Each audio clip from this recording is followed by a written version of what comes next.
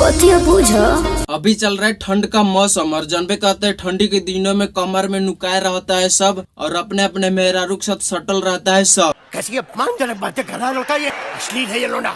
लेकिन हमारे पवन भैया दुआरा पर आगी जलाकर मार अकेले बैठे हुए रहते हैं, तभी इनका मेहरारू घर से बाहर निकल के आती है और जानते हैं क्या बोलती है पवन सिंह से।